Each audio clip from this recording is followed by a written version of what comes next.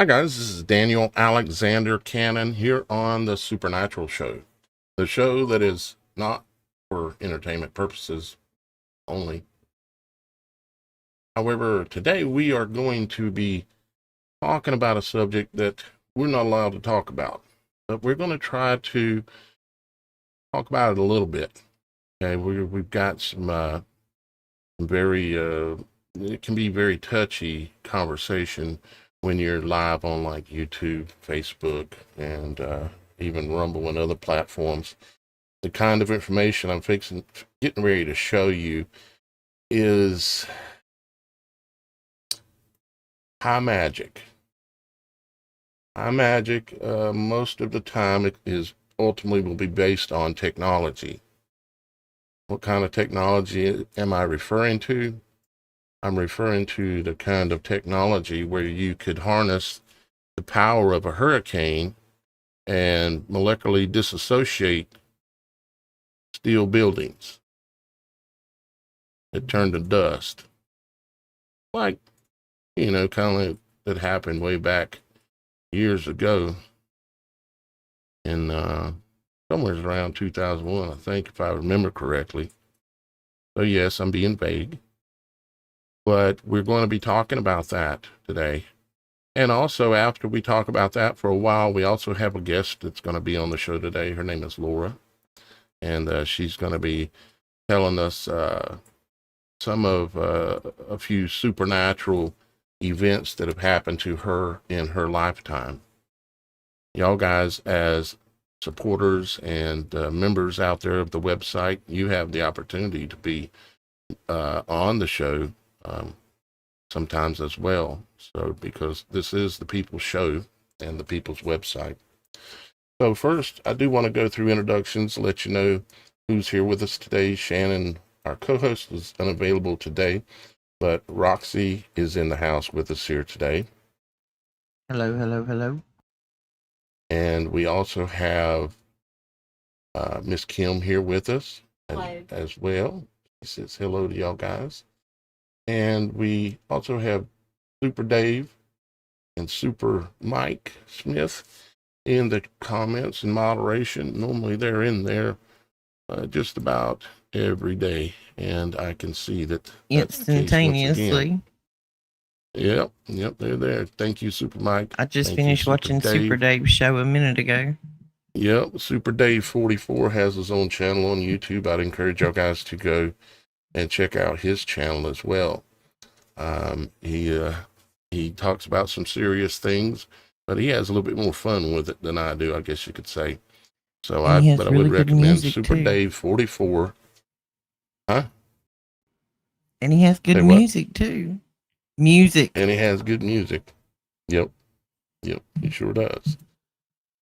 So I think I got everybody introduced there, and like I said, we do have Laura as a guest that will be on with us a little bit later. But first, we're going to get into the conversation of, well, let me show you. Let me close down my studio room here so we can see what I've got in the background here. And yeah, you can see Laura there in the picture as well, our guest that's going to be with us here. But she's just going to hang out for a little bit and kind of observe and see what we're talking about today.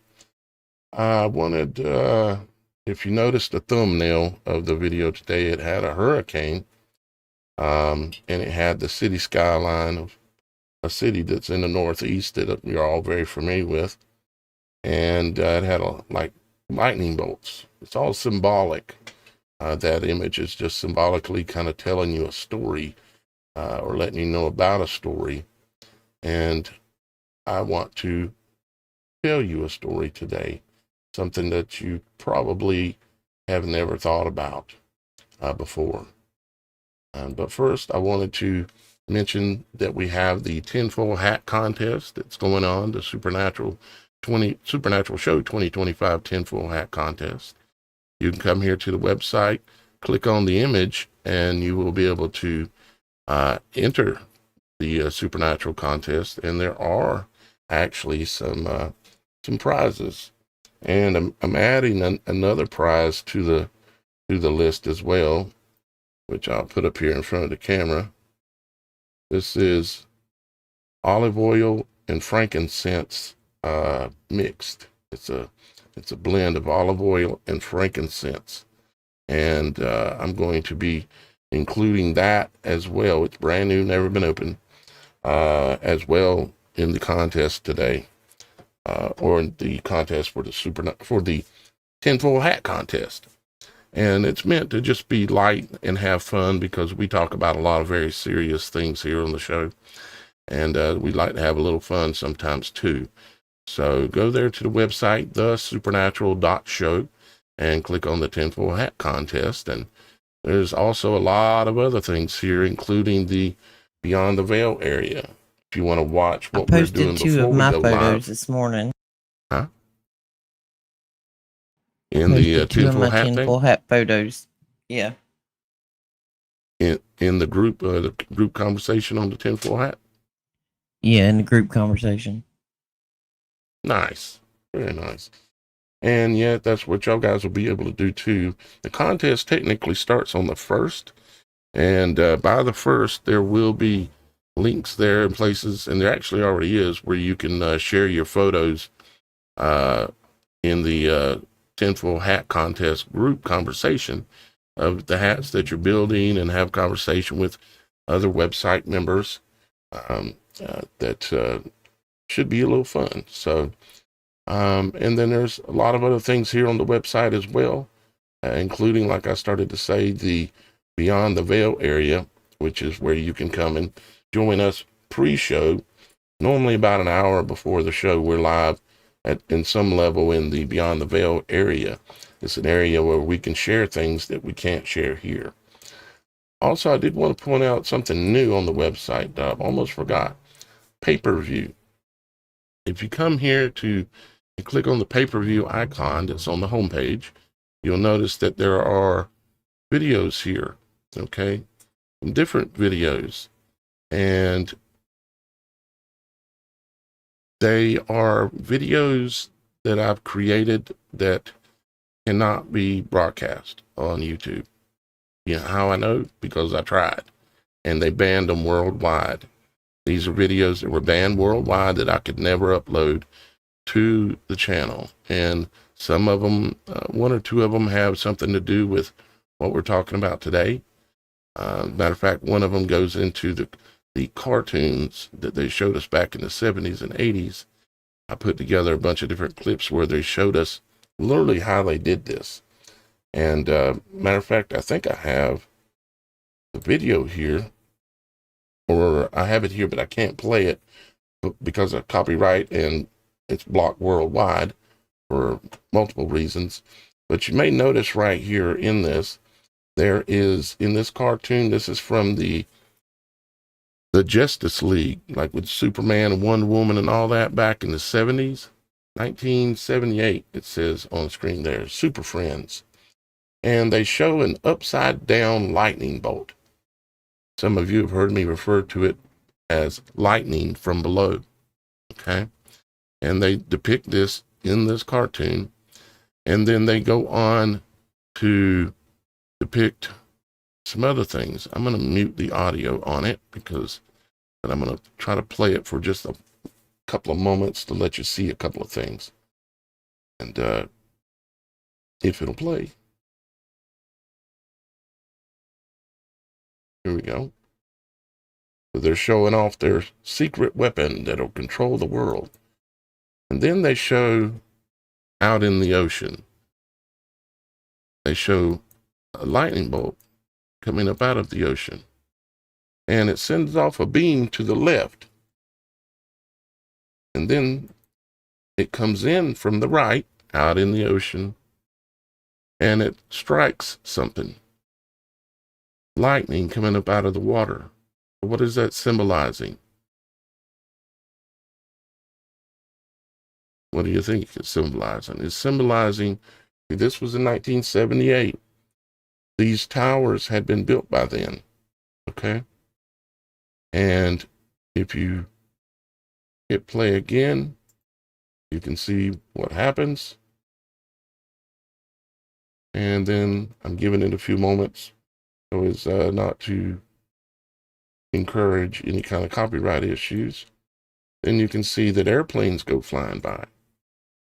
And why do airplanes go flying by in that same city, shattering the glass in the buildings? And then you'll notice the paper here in a minute is going to symbolically show you something. You see it swirling off like a hurricane in the distance.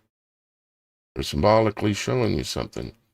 This video, this entire video, which is 32 minutes and 42 seconds long, is right here, called that date. You know the date I'm referring to, predicted in media. And you can go there and watch the entire episode. Actually, it's 55 minutes and 49 seconds long. Excuse me.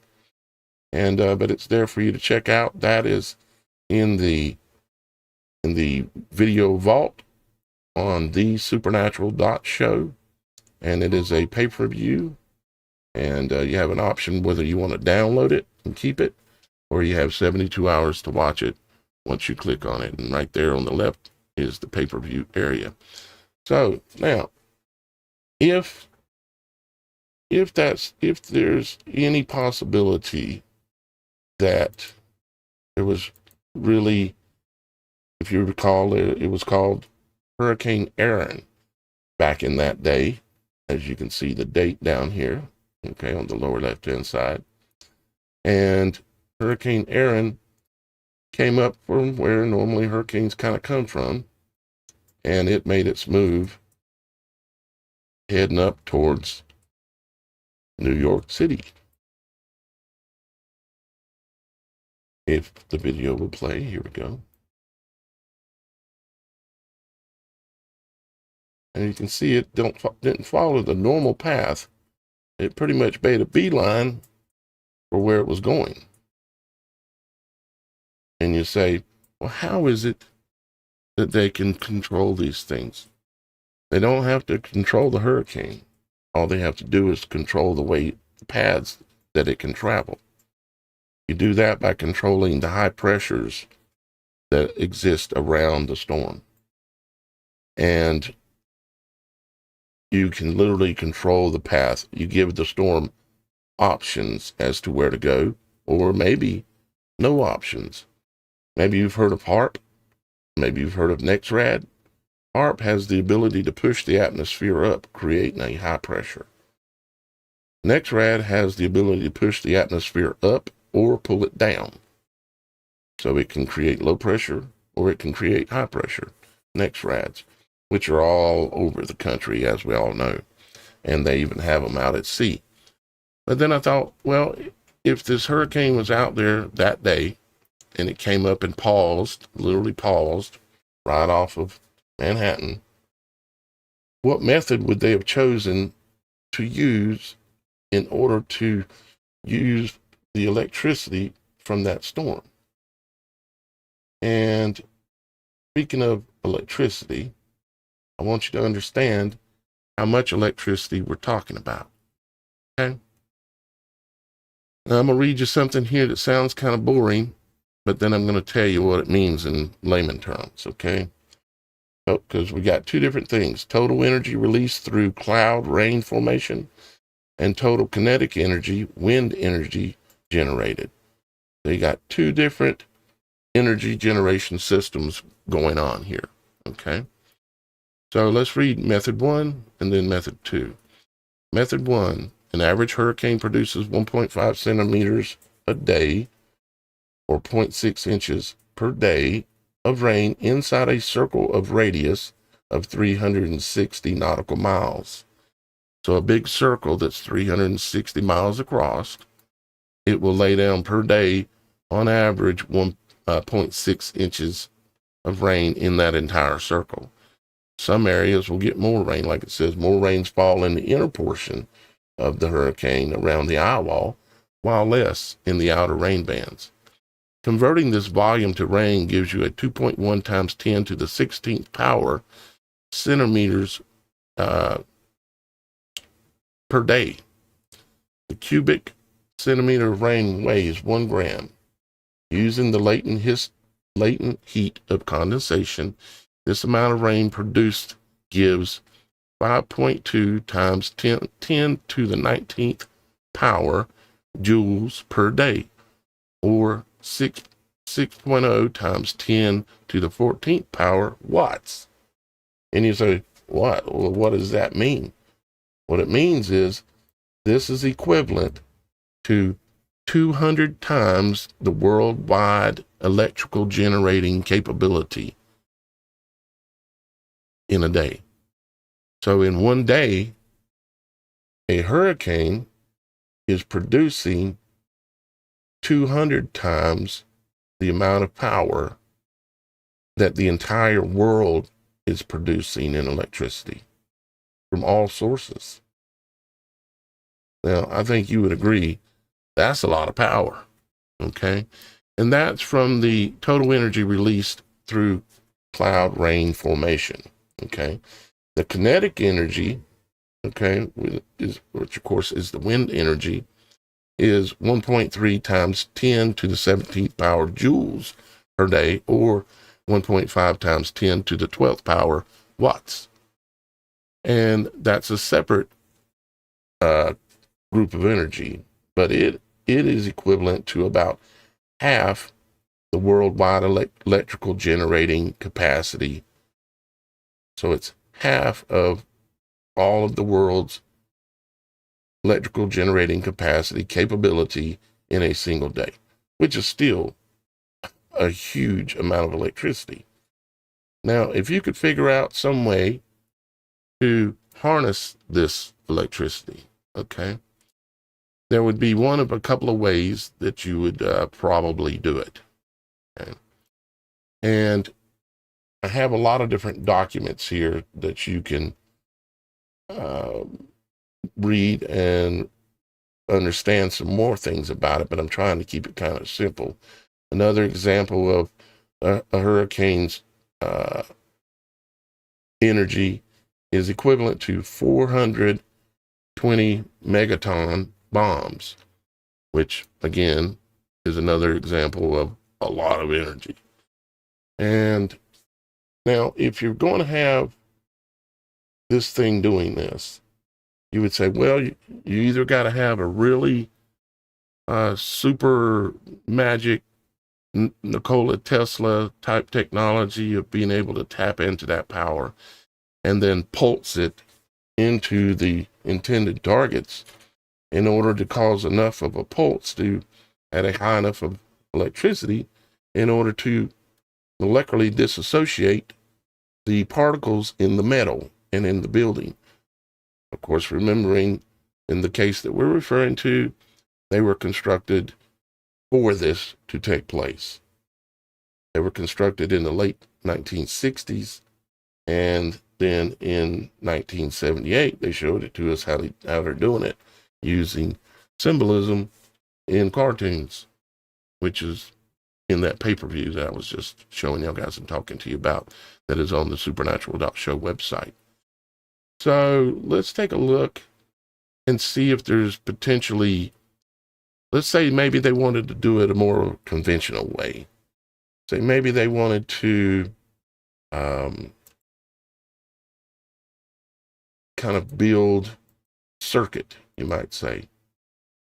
A circuit out in the ocean, of course. And let's see what I've got here. I've got a couple of things to show you. You would need underwater cable systems that ran out and then had what you would want to do is you would want to get the hurricane's eye to come above a set of energy collectors, okay, nodes basically, so that way when that eye of the storm is spinning right off the coast, you would have a way to collect it. Now, in order to have that, you would have to have something like major cable systems that run out into the ocean. And of course, I thought, well, I wonder how many cable systems there are out in the oceans. And so I pulled up a couple of different maps here. Here's one we can see a little bit better. And here's your cables, your undersea cables that exist running from country to country. So apparently it's no big deal to run cables from the United States to Europe or to South America or to China or Japan. No big deal. You can do it easily.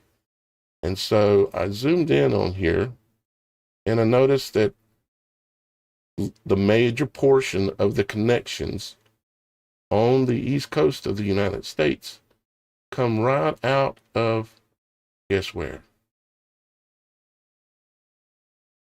Guess where? Come right out of New York and out of Long Island there, where Nikola Tesla had his facility. And it was interesting the different names that they have for some of these cable systems. This one's called Flag Atlantic. And I'm not saying that the same ones are still laying there, and they probably wouldn't have the cables that they use to go out and build their harnessing system out in the ocean. And they could have used even possibly some ships or devices kind of like oil rigs or things that would be stable in a storm, that kind of thing. But I was looking at some of the names. Like here's one that says Mid-Atlantic Crossing. Here's one that's AC-1. Okay. Here's one that's called Apollo. Why would you name an undersea cable system that's for transmitting just communication or power or whatever they want to transmit? Why would you call it Apollo? And why would Apollo run right out here and zigzag backwards and forth a couple of times right where the hurricane was sitting? I'm not saying that's the one that's related to it. It might not even be on this map. But the clear capability, technology-wise, when technology is magic, it's back in the day, in most of the languages around the world, magic is called MAGA, M-A-G-A. So we got AC-1 and Apollo cables running pretty much close to each other right out where the storm was, as you can see by this video. You know, it rode right up close to New York City here. And let's see, I thought I had some images as well. Here you go. Here is an image of it. Here's another image. You can see how close it got and how those cables run right out down through here, even the one called Apollo. And when the storm got to that location right there, it came in from this direction, stopped, paused on the morning that we're theoretically talking about. It paused and sat there until the deed was done. And then it turned, reverse course, and went out this way. Now, yes, it would take some very high magic technology to pull that off. But do they got the money?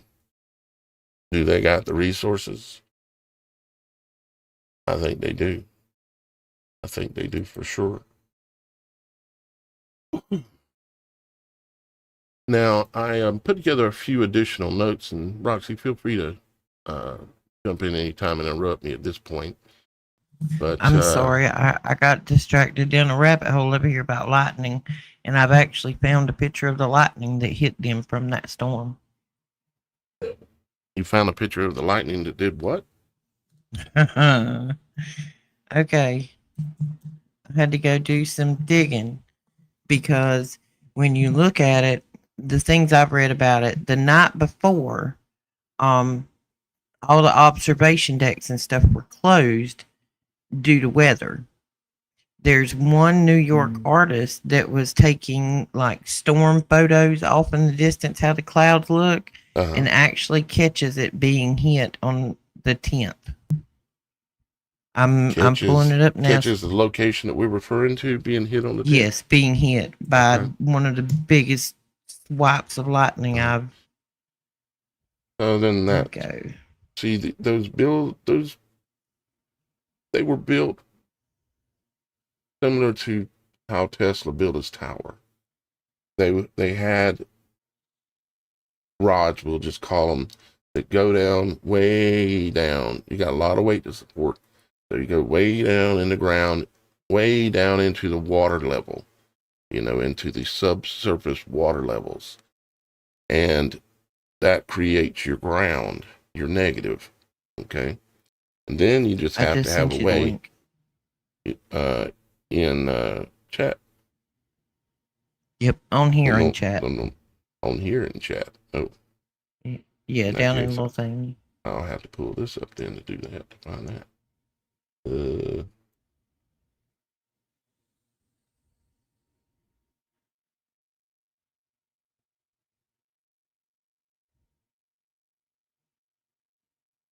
York artist film captures storm before. Okay. Go down. Give it just a second. There you go. Scroll on There's down. The weather in New York City. Those are 4 pictures he took. Just reading it. Just reading a little bit. It says the weather in that city on that date was beautiful, a clear and pleasant late summer day that was upended by the smoke of burning jet fuel and billowing clouds of pulver. Okay.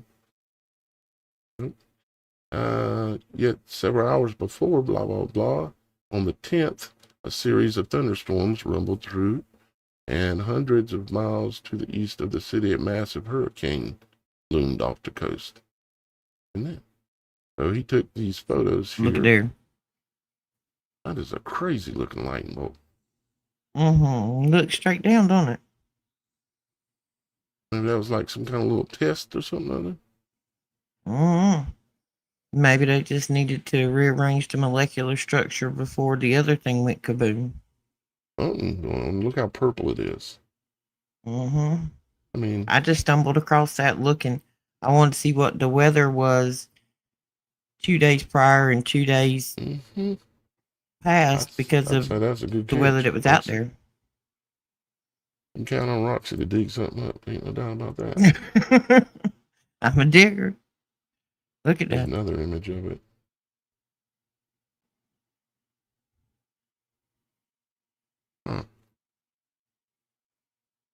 So, guys, I can't say that I can explain to you exactly the technology that they used in order to do this.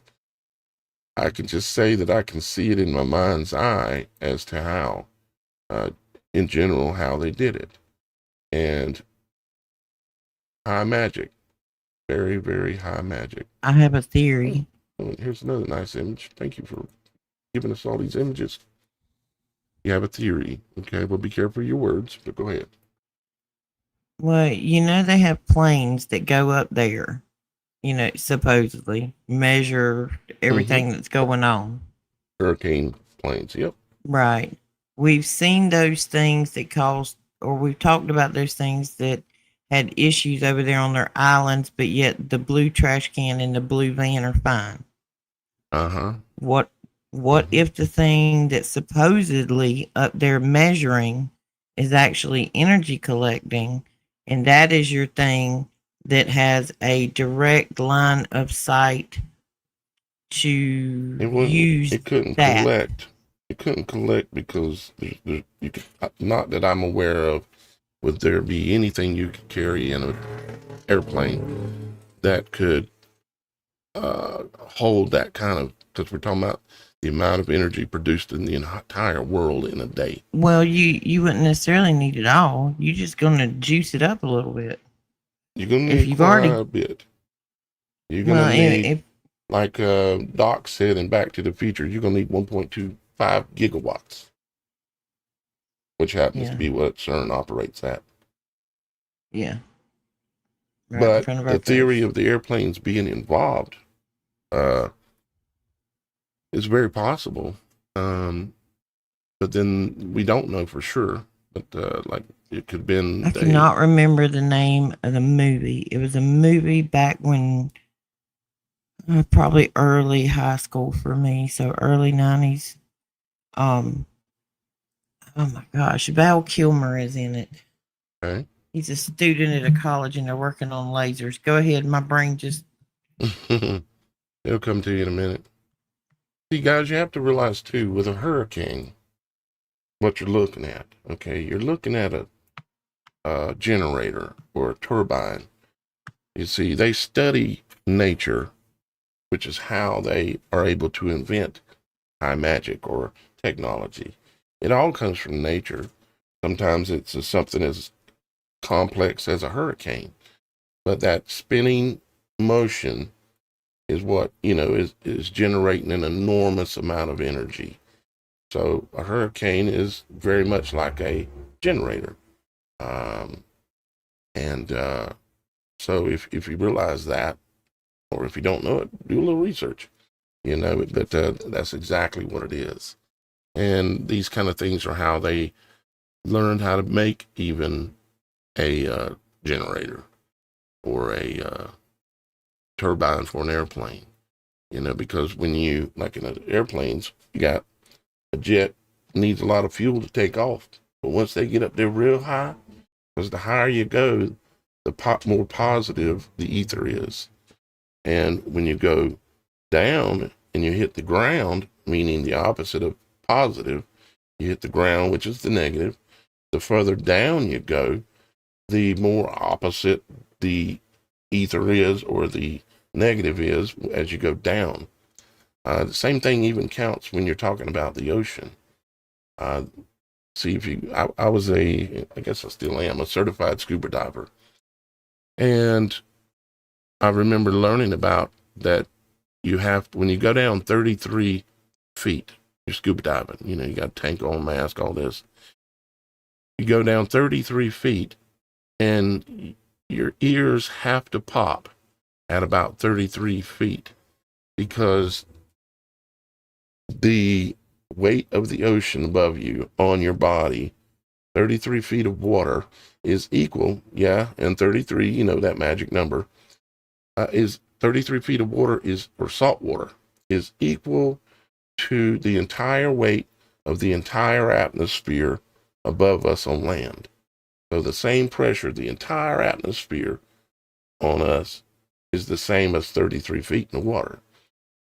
And it works similarly when you go up as well. It's all about electrode. I don't even know the words exactly to put to it, but as you go up 33 feet, and then you go up another 99 feet, 3 times that, because when you're diving, when you go down to 33 feet, your ears will pop. But then after that, you can go all the way to 99 feet, 3 times 33, before your ears have to pop again. And then you have to times it 3 times that again and go down to 3 times 99, which of course is 297, something like that. And 297 feet, which I ain't going scuba diving that deep. But if the water works that way, that means the air works that way above. And they know all these things because they've been studying it for a long time. So it's a lot more simple for them to figure out how, knowing that a hurricane is a generator, what they have to do to tap into it. I would think that there's probably potentially a couple of ways. The easy way would be to build like a buoy system out in where you knew the eye of the storm was going to be, because you're driving it. And when that storm gets there and it's spinning right above your buoy system, maybe you've got a network of buoys, so it don't have to be exactly right. But no matter where they're at, it's going to be producing an enormous amount of energy when you erect, whether you're pulling the energy from the salt water itself, because the water is being energized by that storm, and the wave action, all the movement is creating energy. Okay. And so whether you're drawing it from the ocean level or whether you're drawing it by putting up some type of like antennas almost or something, I'm not sure. That's one way that they could have done it. The other is a bit more theoretical, as in Nikola Tesla kind of thing, where he theorized that he could transmit electricity wirelessly anywhere in the world. And if you can do that, you could also transmit as much electricity as you wanted to anywhere in the world. Problem with that is I'm not quite sure how, I haven't figured it out yet anyways, how they would harness the power out of the hurricane to transmit it to there, unless, again, you've got some kind of technology, high magic, out there in the water, harnessing that energy and then transmitting it wirelessly to the location they wanted it to go to. And you've got a circuit already. You've got the negative side of the circuit, the ground. You've got the buildings which have long, huge steel ground rods that go way down into the ground and into the water. That's already saying this is the point where the negative is connected. Then you just have to make and figure out how to connect something into the storm, in the eye of the storm, or around the eye of the storm, and then connect that energy and connect the circuit somehow. And no, I don't know how it's all done. I just know this is highly likely. So, let me go back to here. And Real Genius is the movie I was thinking about. Real Genius. What did they Had do? Val Kilmer in it. 1985. It's 1985. It is two college students at an engineering college who, I guess it's like part of their thesis or graduate study. Okay. They are trying to build a laser, and it's directed. You know what I mean? I don't want to say the blue trash can word. Yeah. 1985. That would be related to the theoretical way of transmitting that power. Yep. Yeah. Because and the premise of the movie is the two kids invent it, and their professor wants to sell it to the military, so they destroy it. Once you connect that laser line from the eye of the storm to the um, what's the word for it? Not the steeple, but the thing that sticks up on top of a lot of big buildings. If you Yeah. were to connect the laser between that point on top and that laser line was all the way out into the eye of the storm, that's the positive side. You already got the negative because you got the grounds down in the ground, and the salt water is all connected. Salt water is a very good way to transmit electricity, or it's very electrical in nature. And so laser would be a good possibility for sure. Good possibility. These are a couple of different, I pulled up some different and made a few notes about different ways that it could possibly be done.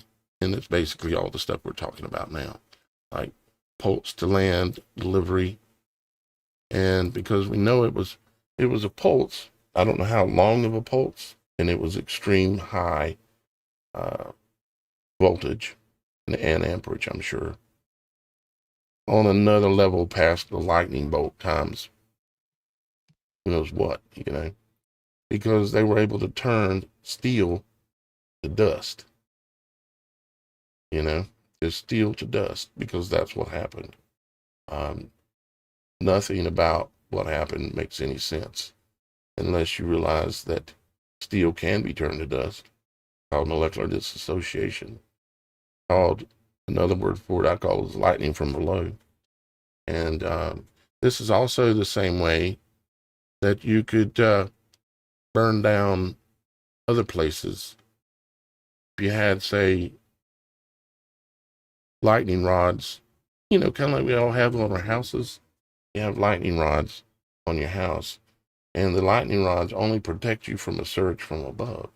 But if the surge comes from below, it'll run up into the house and burn your house down from the inside of the walls out.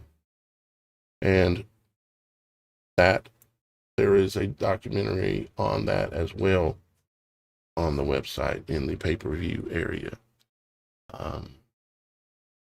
showing how that was done, like Paradise, California. And it's not just one method they use for these scenarios. They use multiple methods. Things, lasers from above, and then also, for moving targets and targets that are grounded like cars.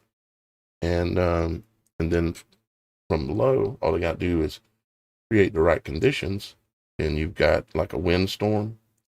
That wind generates a lot of electricity again, just like a hurricane.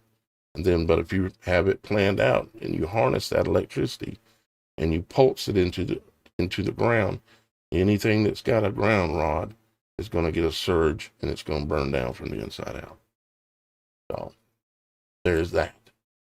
I don't know if y'all guys would want to see any of this documentation. It's really boring reading, but it's related to how this all went down.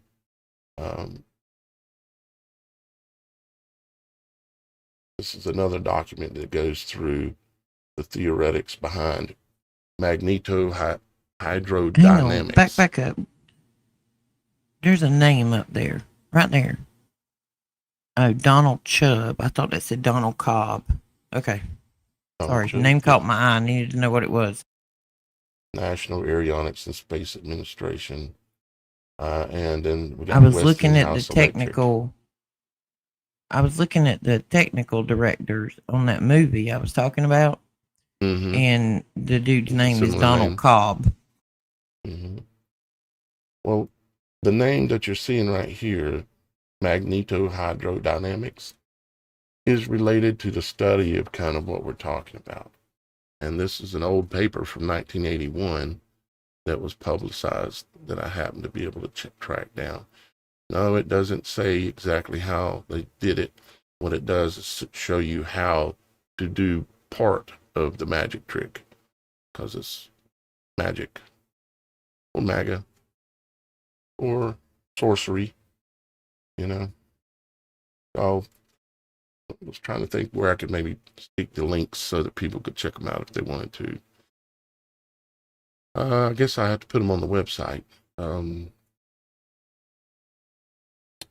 Yeah, I'll try to do that, but I can't do it right now. But I'll try to put them on the website. And I have a page where we'll call it show links, something like that. Okay. All right, guys. Well, I think I've kind of gave y'all guys an understanding of what I wanted for you to understand the concept of how a hurricane produces 200 times the worldwide electrical generating capacity. So the amount of electricity generated in the entire world in one day, a hurricane in one day produces 200 times that amount of electricity. So imagine if you were an evil scientist. Imagine if you figured that out,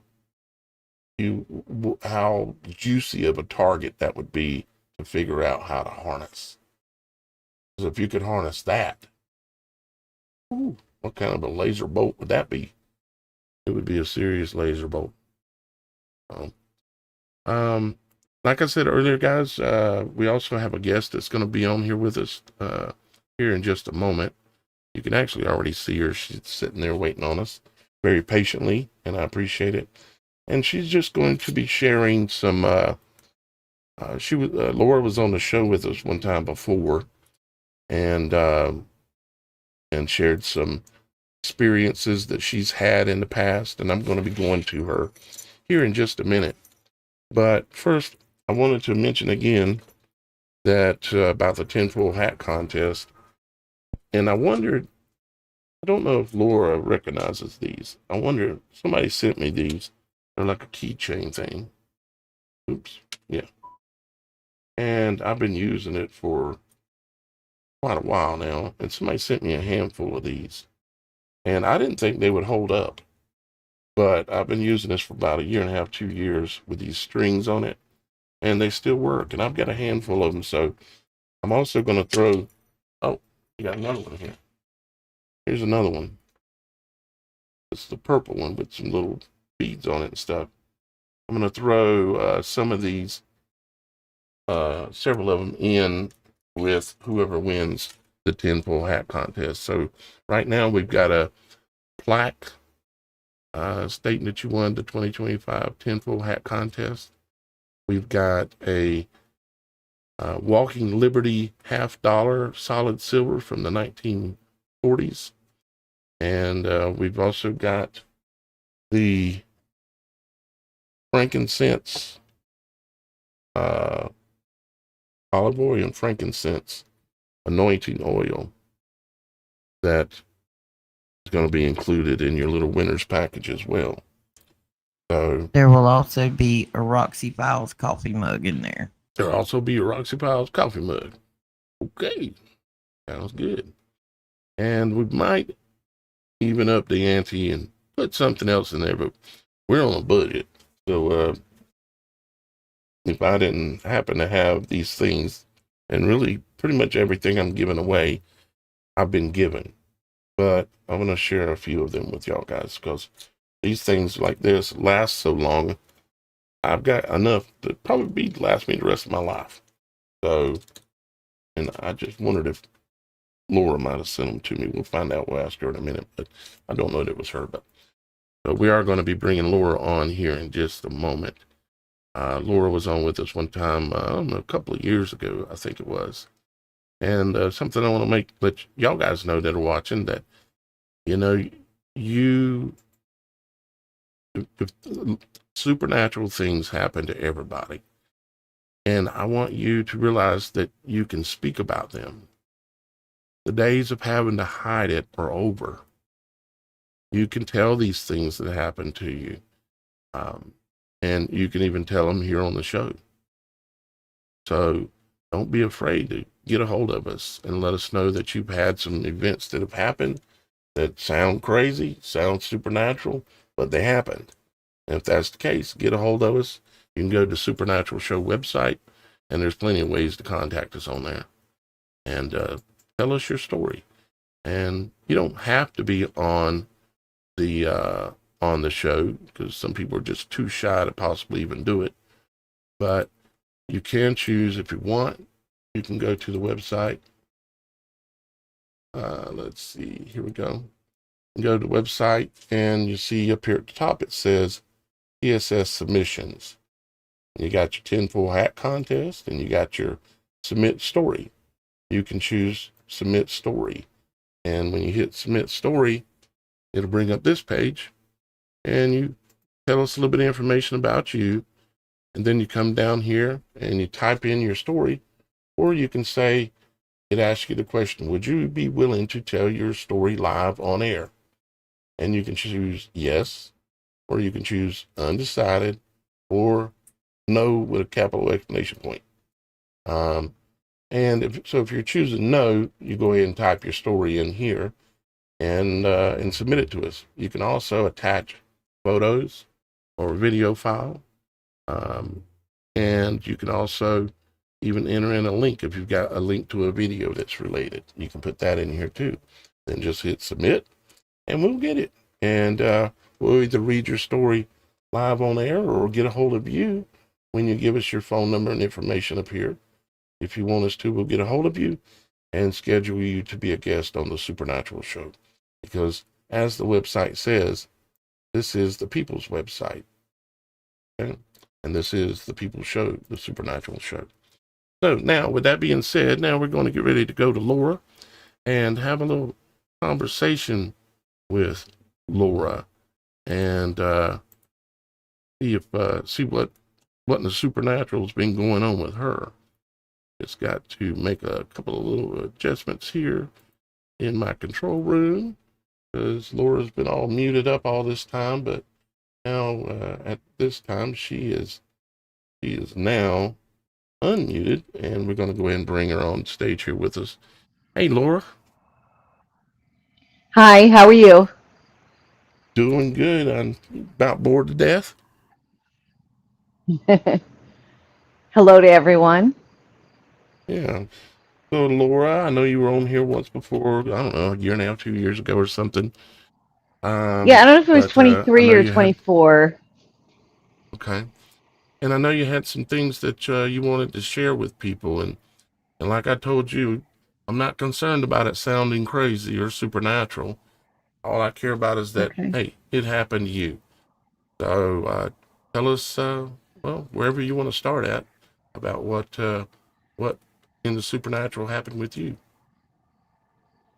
Okay. I just wanted to start off with the last time I was on, the Uh-huh. very last story, my experience that I had with AZ, and it ends in L. Mm-hmm. Some call him a watcher, archon, fallen angel. Right. Um, Right. A name for one of the just to watchers, the fallen watchers. Yeah. right, just to kind of, glaze over it a little bit, I watched a video back in April of 2016 on YouTube, and I ended up watching it 3 times. After the first time I watched it, the next 2 days I had like this really bad urge, like I couldn't wait till the end of the day so I could watch it again. And it ended up with him paying me 3 visits. And the last visit, when he was in my bedroom and I was laying in my bed, um, I sleep with my feet outside the covers. Yeah, me too. And so I'm laying there, and like I said last time, I guess it was an angels, because, I had gotten a very good feeling from them on my left side, my right side, and behind my head. And I could feel him coming. I know he was coming before he got there. And he was standing at the end of my bed, and I had my eyes closed because I wasn't asleep yet. And I wanted to open my eyes to look at him really, really bad. I wanted to see what he looked like. And they kept telling me, no, no. And I was, being me. And I'm like, oh, come on. I just one little peek. And they're like, no. And I was obedient, but I went like several times with them, saying, please, just a little peek. And while that was happening, I did forget to So tell last time. were you like paralyzed or anything? No, no. No. I did have a awful, god awful feeling in my stomach. Hmm. It was like my stomach felt twisted, and Hmm. it was a little painful. So you Um, didn't see the entities, you could just feel that they were there. oh yeah, I knew before he was coming that he was coming. He was on his way, and I knew just by feeling, that he was there when he did arrive, and I knew he was at the end of my bed, Okay. and And you said, I didn't. you can say the name I'm sorry. if you can say the name if you're comfortable with it. You said Okay, a it was Azazel, okay. Azazel, And however. you said there was also another entity or two in the room. Well, I believe there were angels. I mean, I didn't see anything. I had my eyes closed because I was Okay. laying on my back and I was trying to go to sleep, and I felt an entity on my right shoulder, my left shoulder, and behind my head, and I got a And one at good the foot of the feeling bed. from them. Good feeling from And them, and you then had this one at the foot of the bed. and then he showed Okay. up at the end of my bed. Okay, and I was laughing a little bit because I wasn't scared. I don't know why I wasn't scared, but I did want to look at him really, really bad. And so I'm going back and forth with them, like, come on, just a little peek, and they kept telling me no. And so while that was going on, I didn't have socks on.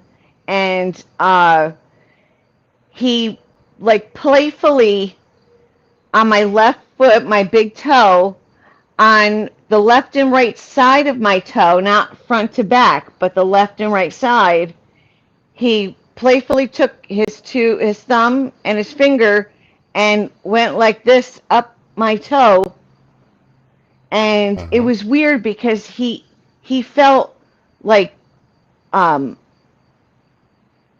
solid but not solid at the same time. Okay. I don't know how else to describe it, but it was because Well, I mean I've my toes are close experienced together. I've experienced a lot of times similar to what you're kind of talking about. Um, where but mine normally would happen when I was having what was called sleep paralysis, but not always. Hmm. I have experienced things touching me and knowing something's there. When I was Right. not having sleep paralysis, but when I've had sleep paralysis before, I've had them crawl on top of me, try to Wow. felt like one time it felt like I had a sword in my side. Um, Wow. I've had them try to drag me off the bed. So Wow. put it this way, you ain't sounding crazy to me, okay? So Yeah, yeah. go ahead. Um, so he that was the one thing I forgot I had left out because I get nervous, like public speaking, Uh, and I mean I obeyed. I always obey God in the end, as much as I really wanted to look, so I you're I kind of said saying that okay. the presences that were behind you were kind of telling you not to look at him. Yes, it was in my mind. Like it Mm, wasn't speaking. I was speaking to them through my mind, right. and because I was like, I had my thought. I'm like, oh, I want to look. You know what I mean? Because if Mm, someone's in your room and you want to look, you know what I mean? And as soon as sometimes you I want to look, thought and that, sometimes I don't want to look. as soon as I thought that, I heard no, and I'm Mm, like, but I really want to look, and I kind of chuckled a little bit because I just know me, and I'm like, I really mm, want to look, and they're like, no, mm, you know, so, mm-hmm. um, but and then after that, after he had left, I don't know why I wasn't paralyzed or anything. I'm not really sure. Um, after he had left, it's like a couple months, maybe not even that. I mean, this was back in 2016, so it was a while ago. It was shortly after I started hearing on my front porch. It it literally, like, the only thing I could picture in my head from the sound was like somebody had a big wooden desk and was flipping it over. You know what I mean? Like, that was the sound. That's what I pictured in my head was, and it went on, for like a few hours, Wow. late, or, real early in the morning at night. And Go look. no, I didn't, because I knew what it was. I knew it was residual from it. Was it like a banging on the side of the house, or did it sound like it was just something outside? It sounded like somebody had a desk on my front porch, a wooden desk, and just flipped it over, a big bang, Okay. and then bang, and then that would just keep happening. And after it happened for, I would say, probably a couple months. And then one day, because I never told my husband about this, but one day, my husband said to me one morning, he's like, "What's all that banging on the front porch?" I'm like, "I don't know." Yeah. But I used to have banging on the side of the house. Is the reason why I ask you.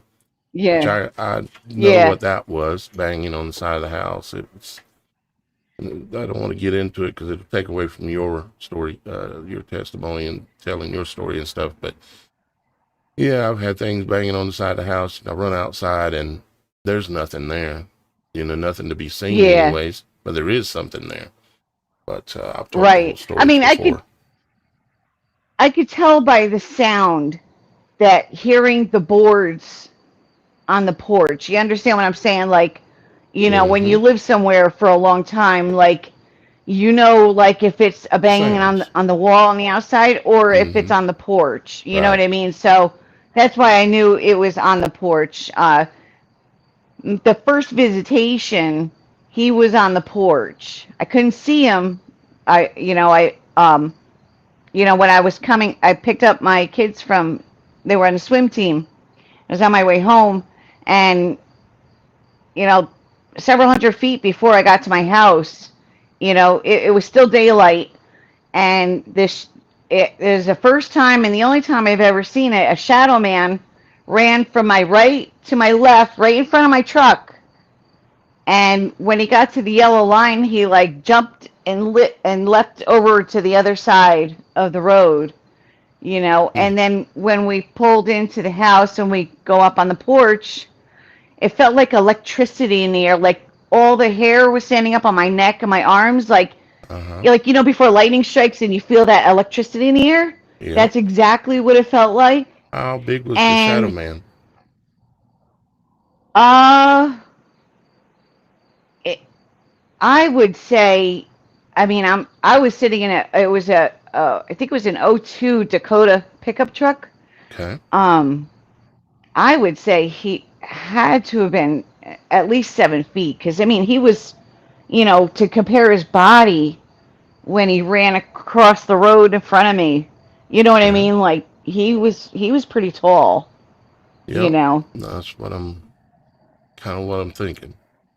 Yeah. Yeah, but when I go to the house and my kids are in front of me and we go to enter, I've never felt this before and I haven't felt this since then, but at the instant it happened, I knew exactly what it was. I felt this primal fear. I'd never felt it before, but like when you feel it, like, it's Right. a primal fear. Oh yeah. There's like a difference, Yep. and I felt like Like dread. it, yeah, whatever it was, it wanted to kill me and my kids, and, Mm. they were kind of young at the time, like Did probably did you get 9 and 12. did you get when it happened and you were coming up to the house,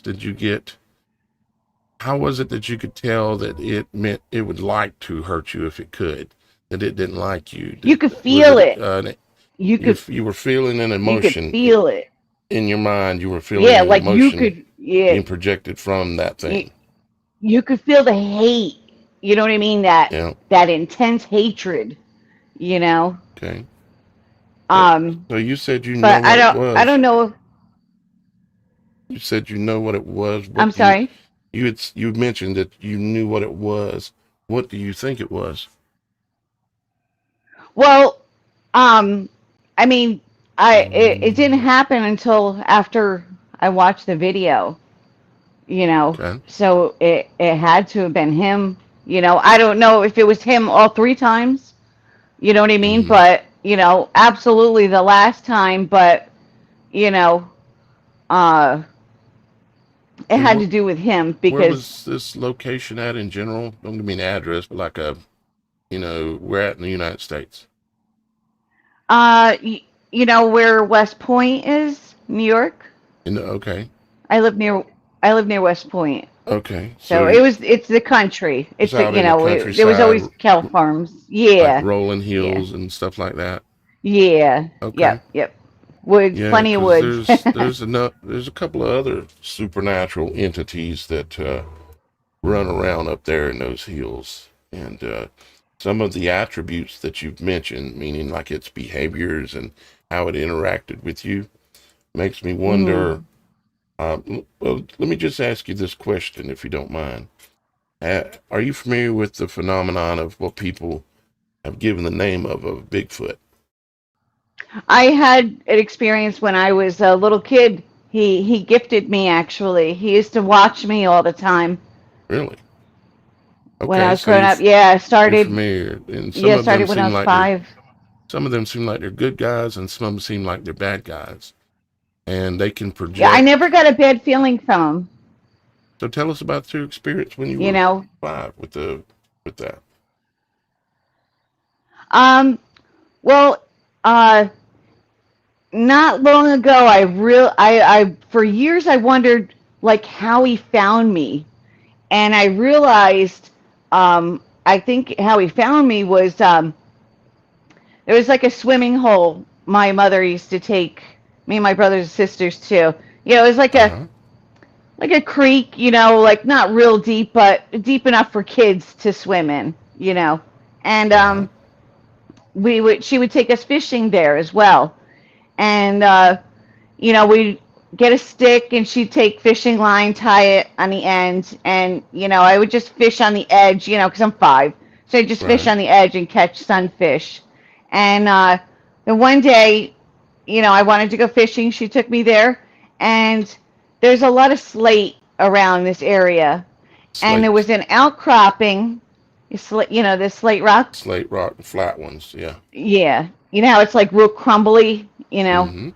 Um, and there were where we were fishing, it was all flat, and then there was like an outcropping of this big chunk of slate rock, and dirt, Uh huh. and you couldn't see on the other side of it. You had to walk around to get to the other side, and so we're on the left side of it, and I remember looking down and seeing the sunfish and sticking my line in to try and catch them. And all of a sudden, uh, it was like somebody took their hand and went underneath the outcropping to let loose the dirt and the chips of the rock, and it all was falling in the water, and it was chasing the fish away. And Huh. at first, I remember at first we thought, maybe just fell. You know what I mean? Like sometimes dirt, rocks, they just fall. Right. But Mm-hmm. every time I tried to fish, it kept happening. Oh. And, Like little pebbles. like, even though, yeah, it was like, because slate, if it was the outcropping, it was like dirt in between it and stuff. So if you just Mm-hmm. ran your hand underneath it, it would just crumble and fall, the dirt and the little pieces of slate.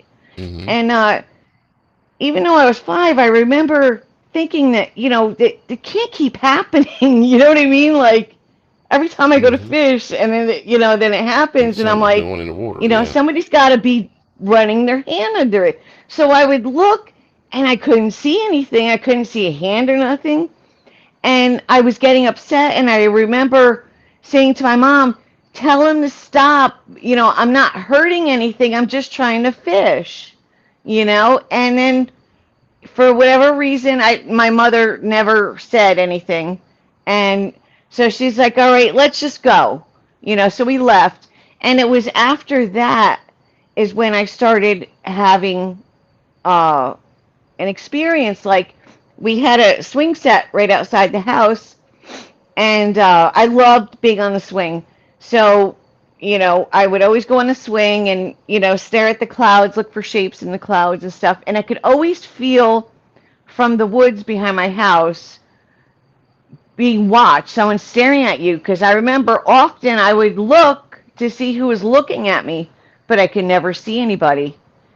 And one day I was in my parents' bedroom with my Barbie doll, and I'm sitting on my calves, and I was playing with my Barbie doll on the floor, and all of a sudden, in my mind, I hear a gravelly voice, like it was like broken up at first, like trying to say hello, and it caught my attention, and then he did it again, but this time he was clear, and I heard hello, but it was a deep, gravelly voice, and a 5-year-old little girl does not have a deep, gravelly voice, for a voice in her mind, Right.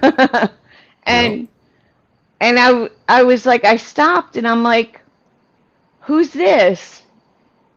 And all he said was a friend, and that was it. That was the extent of the conversation. But it was he did the mind speak to me. It wasn't, an out loud voice, because I was in my house. What you're describing is what has been described by thousands of people who have had interactions with the woods people. And if you're listening out there and you're not aware yet that there's actually a supernatural, multidimensional beings that live in our forest and all around, not just the United States, but actually most places in the world, they seem to be everywhere.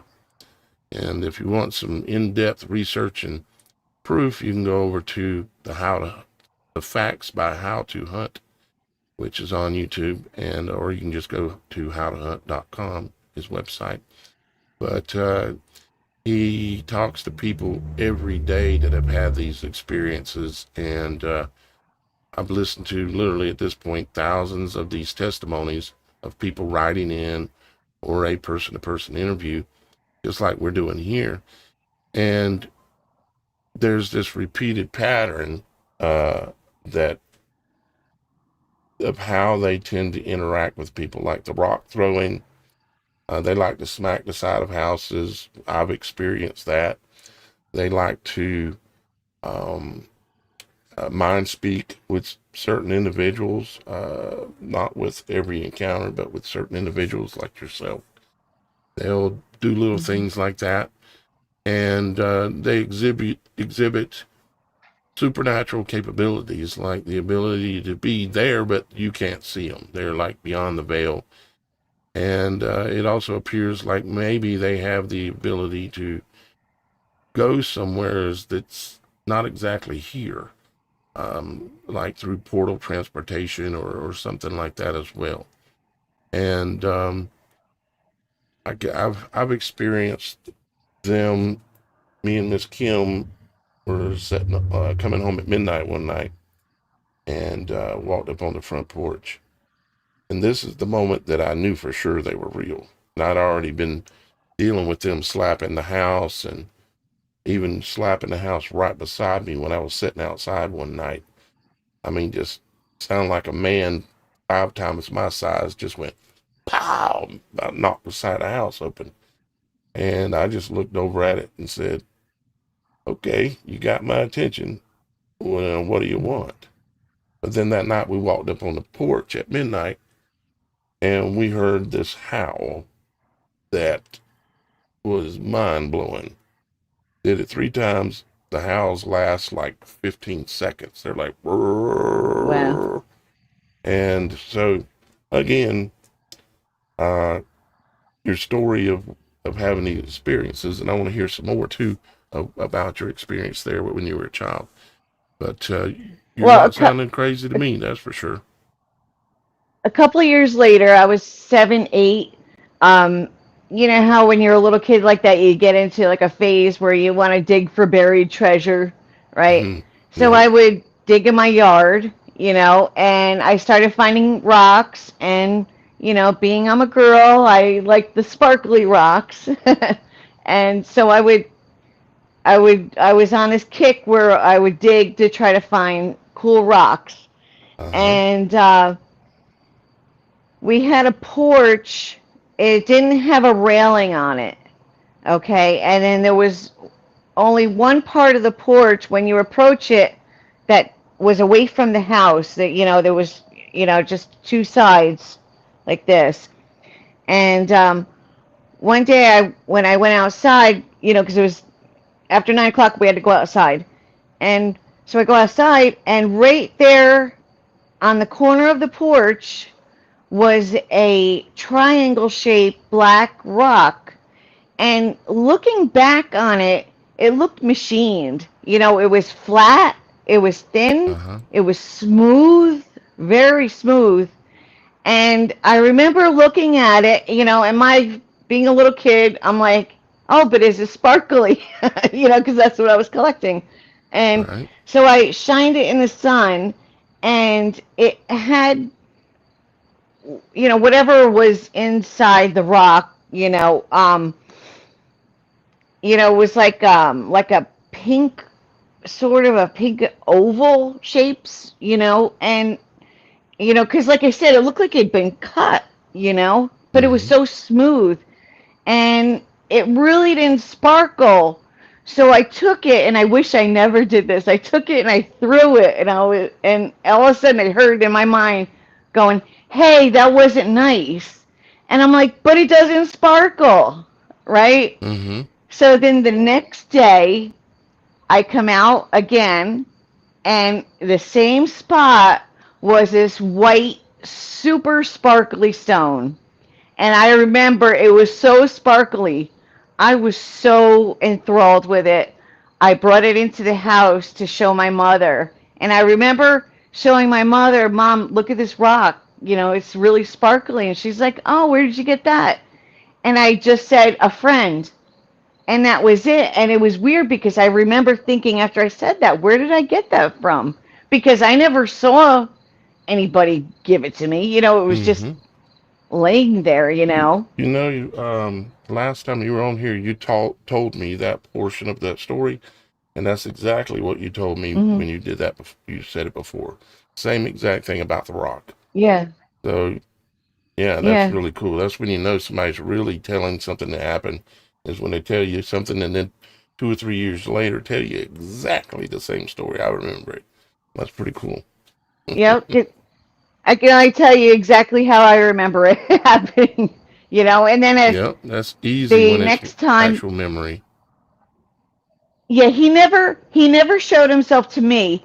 But the only reason why I later on in life realized that it was a Sasquatch was because I was about 8 or 9, and I had an older brother who was 3 years older than me. And like I said, I have uh, four siblings altogether, two older, two younger. And at 9 o'clock, my mother always made us get outside. And I remember one day, it was in July, because I remember it was really hot. And we went to go outside, and my mother stopped us in the kitchen before we went out. And she's like, listen. And she never did this. This was the only time she ever did this. She's like, listen, I want you kids to be careful outside playing in the woods and stuff, because would play in the woods. And she said, because I think there's a homeless man living around here. And then I remember her face, because she went like this. She's like, and he's wearing a fur coat. She's like, I don't know how he could do that in 90-degree weather. Hmm. you know? And, Mm-hmm. it's hindsight 2020. I remembered that, and I was like, that's what it must have been. those times, the that gift of me and sounds like it. everything. Yeah, all the attributes that Yeah, you're talking about match the behaviors and patterns that all my research over the years and literally listening to the testimonies of thousands of people, the yeah, behaviors that you're saying match that that you were dealing with a witch people, these supernatural beings that have been here a long yeah. time for sure. Have you And then the ever other heard a howl or anything like that? of what? Like a howl or them making like sometimes they'll mimic animals. They'll try to do sound like an owl or they'll try to sound like different things. But like with me, I heard something that was like this.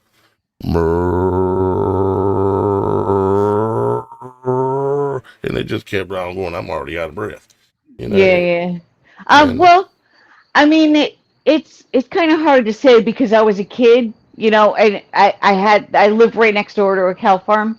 Um, yeah, that one no cow though. Cow I goes moo. He don't go. yeah, You don't keep right, right, yeah, going. exactly. There's like a slight difference. Um, I Yeah. may have heard maybe owls or something and thinking it was kind of weird. You know what I mean? Mm-hmm. Like not quite right, but being a Right. kid, you hear animal sound, it's an animal. You know what I mean? Right. Um, Yeah. but I do remember when I was about 12, you know, trying to test out, going farther away from my house, you know what I mean, by myself. Um, Mm-hmm. I went into the woods behind my neighbor's house, and there was small trees, probably about this big around all through the woods. Um, I was always very curious of nature. I would peeled a piece of bark off, looking at it and trying to climb a tree and all that.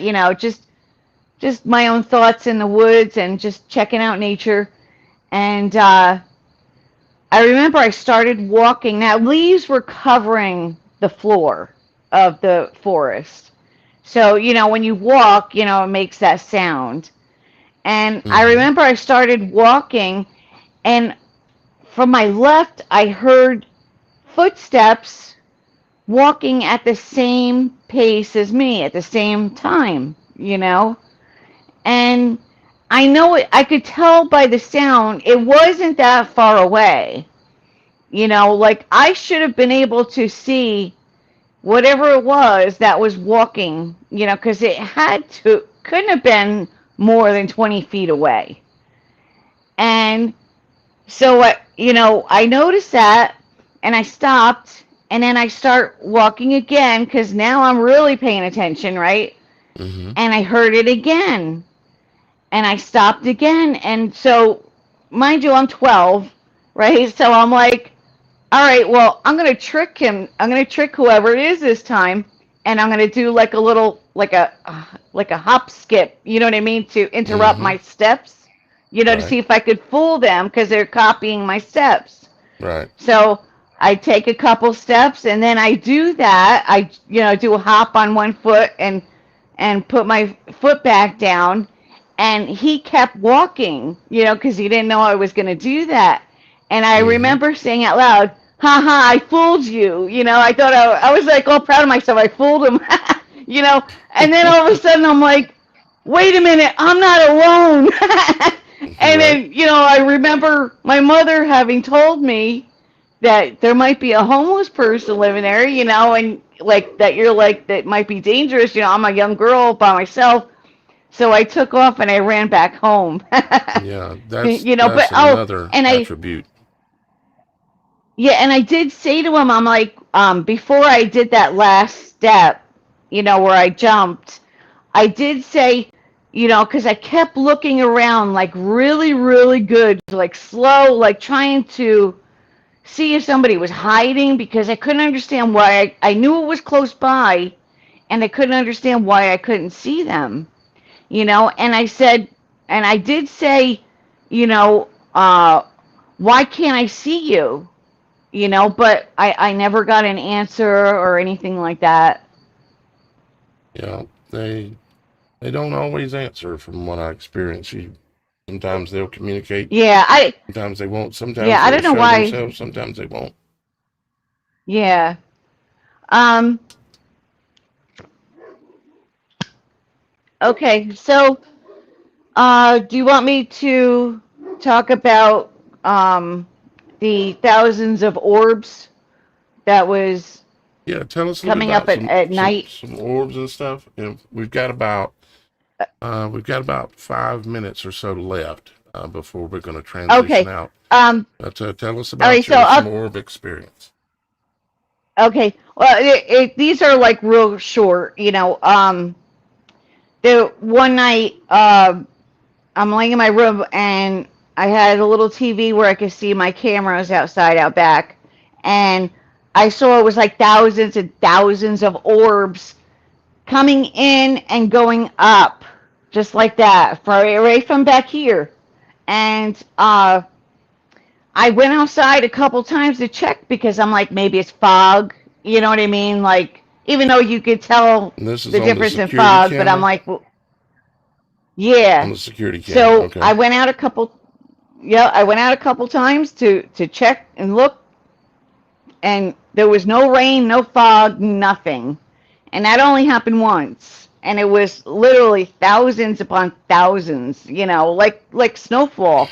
You know what I mean? Yeah. Um, and then there was another time. I had my first apartment. This was about 97, 98, and I was about living by myself. It was one bedroom, and there was the people owning the house lived above me. And when I moved in, there was a woman a couple houses down who introduced herself to me, and she was telling me about how the person who lived there, I guess before me, was a transvestite guy who ended up, Uh-huh. you know, in the apartment. Okay. And I'm like, oh, thanks for telling me, you Right. know. And so um, I lived there for probably 6 months or so. But I would notice like 1, 2 o'clock in the morning, I would hear heavy, like somebody was wearing heavy boots right above my bedroom on the floor, Uh-huh. walk back and forth, stomping back and forth, you know. Uh-huh. And the the woman didn't really care for me too much. I don't know, her boyfriend, whatever, you know what I mean? Because I'm a woman living there, you know what I mean? I don't know. I really didn't interact with them. Um, but one night I sat there and I was, because it had a drop ceiling, and I was listening, and it sounded like it was lower. The sound was coming through lower than the floor. If you understand what I'm saying, that was above my head, the solid floor. It was weird. And then one day, I was playing music. It was during the day, and she wasn't too nice of a person. She came down. She was yelling at me about the music, which I didn't think was that loud. I mean, it was the middle of the day too, on a Saturday. And we got into a little bit of an argument, and I was like, because I didn't know what was going on. And again, it was hindsight 2020, of coming to a conclusion. But I said, well, I have to get up early for work in the morning because I was commuting. And I said, you keep stomping on the floor back and forth 1, 2 o'clock in the morning. I said, waking me up every night. And all of a sudden she just goes, she looks at me, her eyes pop out of her head, and she turns around and runs back into her house. And I'm like, what was that about? You know? But I Right. think, like years later thinking about it, it may have been, a demon or something. You know what I mean? Considering the story Uh-huh. the woman told me, and then her reaction to me saying that to her, I don't know Yeah. for sure. But Yeah. I don't know if you want to uh, hear about the uh, the twin thing. Remember I told you about the Yeah. twin? Just Okay, she's going to talk about what we were talking about when we started on the show, which has to do with the twins that used to be in New York. So just kind of be careful, like we talked about. But yeah, go ahead, go for it. Right. Okay. Now this was a premonition. Premonition. My my brother-in-law, sister-in-law came up from Florida to visit, and they wanted to go to the city for it was one of their birthdays. So it was like June 23rd or 24th in 1999. So we took them down to the city, and we went to one of them, one of the twins, and we went and, like everybody does, go up to the Uh-huh. top, came Observation back deck kind of down. thing. Yes, thank you. I couldn't think of Uh-huh. the word. Um, so we're standing outside, right outside, trying to decide where we're going to go next, and when I'm down in the city, I always like to look up to the top of the buildings, real tall buildings. Uh-huh. So, we're just, we're not in a rush or anything like that. So we're just standing there, they're talking, and I look up to the top of the building, and all of a sudden I started getting these flashes of images, like little mini movies. It wasn't a still image, it was like a mini movie Uh-huh. in my mind's eye. And the first thing I saw was, when you take a pencil and you hold it between your fingers and you shake it up and down and it looks like it's made of rubber? Yep. Yep. I've done that before. Like, I'll show you as a matter of fact, like this right here. Kind of hold it in your fingers and kind of, wait a minute, Right, you kind shake of it up and down and it looks like, it looks wavy, you like that, know. kind of. Yeah, I know what you're talking about. Yeah. So in my mind's eye, I saw like a mini movie of the two buildings wavering like that. Uh, And then all of a sudden it went to the next one, and it was weird because like it was so strong, like it was jilting my body a little bit, like three times I was like this. um the next one was I saw an image of a man with his arms and legs splayed out, falling oh down. boy. And then the next image was just rubble with a piece of the facade sticking up. Uh-huh. Okay. And what was And the then date? Did you had this premonition? Approximate date, it was either June 20. Yeah, it was either June 23rd or 24th. And the only reason why I remember is because it was one of their birthday in 1999. Okay. Okay. Wow. And go ahead. So, then Any other visions you had on that one? that was it. Just those three images, Uh-huh. which, So you came seen the out, wobbling kind of those thing, exact images. Yeah. and So, somebody flying out, which all ended up yep. manifesting. And then that piece of the facade, it was the same exact thing I saw in my mind, the same You shape know. and everything. I was like freaking out. I was like, oh my God. Mm-hmm. I imagine so.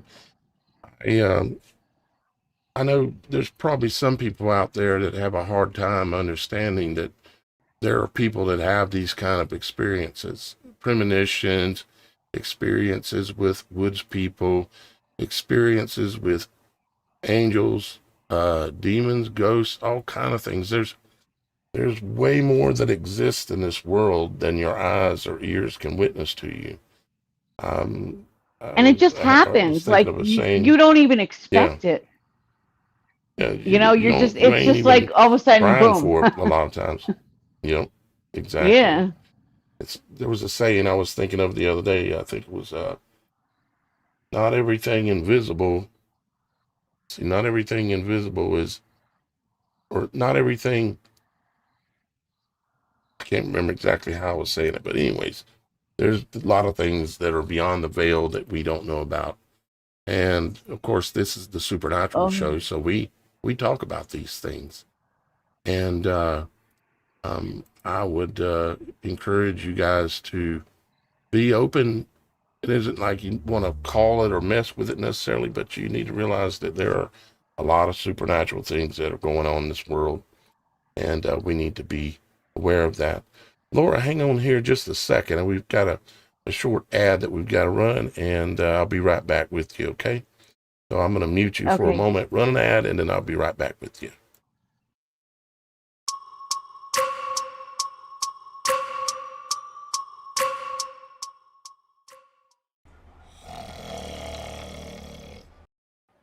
Baby, the lights are out. Calm down. Well, it looks like they finally did it. The psychopaths finally flipped the switch like all the conspiracy theorists warned us that would happen one day. And now here we are, sitting in the dark at 3 a.m. No AC, no fan, no CPAP, no lights, no stove, and the refrigerator and freezer will be melted within 36 hours. What are we going to do now? And no coffee. I'm scared, honey. Do something. I can't. All we can do is wait for the lights to come back on. Why didn't you listen to Daniel on the... Okay, not sure what happened to that ad. It kind of seemed like it didn't play exactly right. But anyways,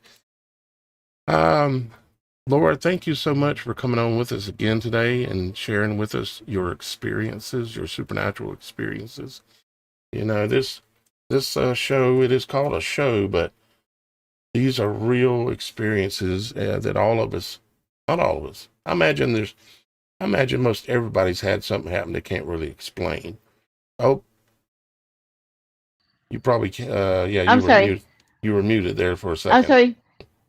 Could I just tell you a couple of more really quick things that I wanted to share?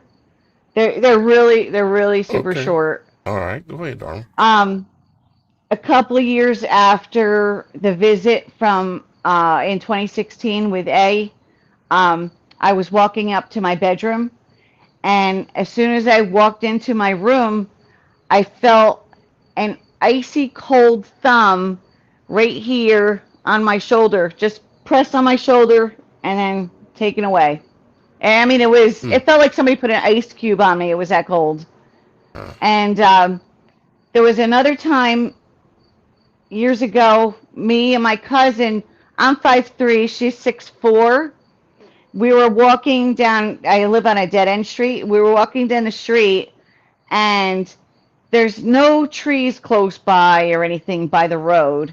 And it kept feeling like, we kept wiping our face because there's like 2 or 3 times it felt like we were walking through a real thick spider web, and there was nothing there. And she agreed, she felt the same thing, which it always reminded me of Stranger Things. You know what I mean? Like, did we walk through a thinning of the veil, in the Upside Down or something?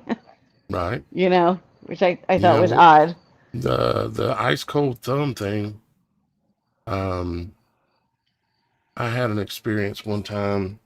I was at my brother's house, and I was sitting at the table, and he was sitting to my right over here, which looks opposite on the screen. But anyways, he was sitting to my right, and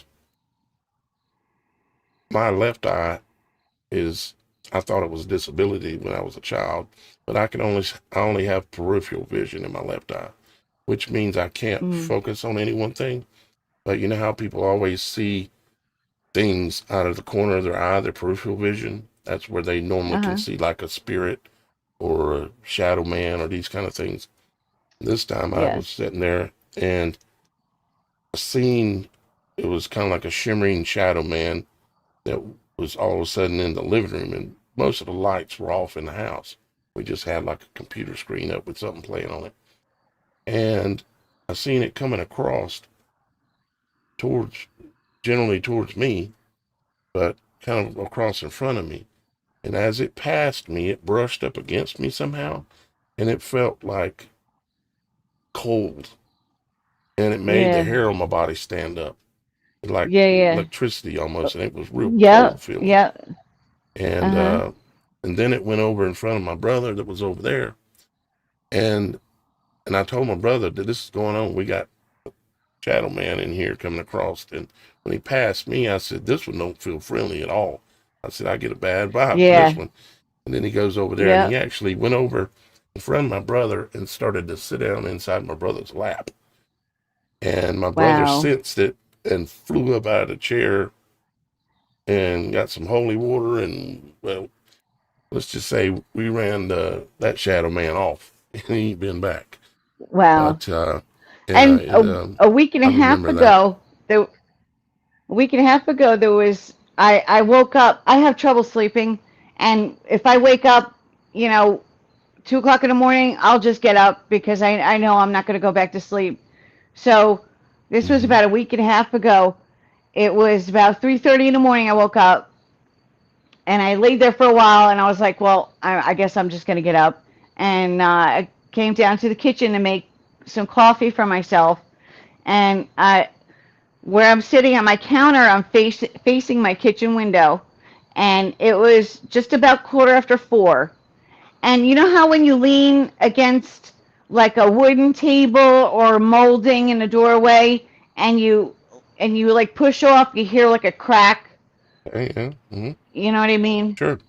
So I'm sitting at the kitchen counter and I was drinking my coffee and all of a sudden it was quiet, completely quiet. All of a sudden I heard that crack and it was coming from where the kitchen window is. So I looked up and I saw something white moving away from the window and I'm not sure what I saw, but the only thing that it looked like to me was like a portion of a cheek and jaw, like right here, and it was white or a light gray. You know what I mean? I Uh-huh. don't know what it was, but I just was like, what was that? Yeah. Because that was just weird. Yeah. And I was gonna go run into the next room and look out the window, but something just told me, don't don't look for it because it's Don't going to go end chasing bad it. for me. Yeah. So You I gotta was kind of like, have to all listen right, to because your. I'm like that. I'm curious, I got to see, Yeah. You're gonna go chase Sasquatch down in the woods. Yeah. Yeah, I I don't know know that. what it was. Yeah. I don't. I know. I'm not saying that's what that was. I'm just saying you're Yeah, curious. yeah, You yeah. go investigate stuff. Yeah. A lot of people are like that, but there's also a lot of people that's like, and they don't want nothing to do with none of it, and it's Yeah, like, and they yeah. listen to these stories and they've had things happen to them, but they want to deny it or they don't want to admit it because they don't want to sound crazy. They don't want to have someone look at them like they're crazy or something, because Yeah. You got to some listen kind to of a your human instinct. intuition. Yep, and you Yeah. definitely got to do that when it comes to things that involve your safety and stuff, especially. Um, Oh, yeah. typically, typically, your first instinct is the best instinct. First Oh, thing it yes. says, don't do that. Like, don't open your eyes Yeah. or whatever it is. Is your best instinct is a good reason why you're having that thought. So, I always wondered why they told me not to look, and for years I was trying to figure out why they didn't want me to look. And a year or two ago, I finally came to the conclusion that what I believe why they didn't want me to look was because if I made eye contact with him, then that's making a connection. mm, You know what I yeah, mean? sure, And that's what I think. You know what I mean? I don't know. Nothing's 100%, you know what I mean? But that's what I'm thinking is why. Because I always yeah. wonder why, Well, you there's know. that, and then there's also some things that you can see in the supernatural realm that can be really traumatizing. I've seen some Yeah. things that kind of wished I hadn't have seen. You know, Yeah. I like to be the kind of person that I'm in control of my fear and in control of emotions and things, and but Hmm. there's some scary things out there sometimes. I know that there's probably people listening that have experienced those kind of things. And as a matter of fact, if you are listening and you've had some of these things, no matter what it is, supernatural events that have happened to you, please consider going over to the website and submitting your story on the website. And we'll either read it on here or have you come on as a guest, just like Laura's done for us today. And with that, we are going to go ahead and wrap up. Laura, thank you very much for coming on again. And maybe Thank we'll you have for you on having again me. sometime in the future and Yeah, give us I an do update have as to what's more. been going on. Yeah, Yeah, I well, do then we'll have have to have you more back sometime. things. They're real short, but No, nothing we're else gonna so wrap up far at has this point happened. today. Right, Yeah, right. well, we can I have you mean, back again like another time. anything. Yeah, anything left Yeah, is just real short. So well, it ends up not being short because I'm going to ask questions and relate to it and go into things. And right. unfortunately, because of what's going on here at the moment, I'm out of time. So, but we could have Yeah, you back I on understand. again too, Laura. So, Okay, and matter of fact, you know how to sure. get a hold of me easily, so we can reschedule something for another time to go into other areas of conversation because I can tell that you are a person that is in touch with the. You could look at it as a gift, but or you might look at it a different way. But you're in touch with things that go on in this world that some people never experience, and I know I'm one of those people too. And I know Yeah. it can be sometimes a little frightening, sometimes a little interesting. Mhm. But it is what it is. Yes. And but again, Uh, thank you very much for being on the show with us today, Laura. And Thank you for having me on. you're welcome. And guys, uh, as you know, we do the Supernatural Show Monday, Wednesdays, and Fridays. We also now have um, Roxy and Shannon, which are running on Tuesdays and Thursdays. So we're 5 days a week at the moment. Good possibility that we may be expanding to 7 days a week here very soon.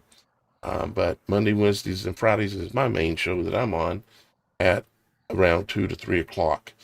Roxy and Shannon, they're doing more towards like in the evening time, more like 7 p.m. And that's Eastern times is what we're talking about, Eastern time. So with that, I thank everybody, Miss Kim and Roxy for helping out today. She had to go a little early and she didn't want to interrupt the conversations because you were doing so awesome that she just popped out, but she let me know. And thank you to Thank Super you. Dave. Thank you to Super Mike. And thank you to Miss Kim, too, for helping out in the background. And we'll see you next time here on The Supernatural Show. Bye-bye for now.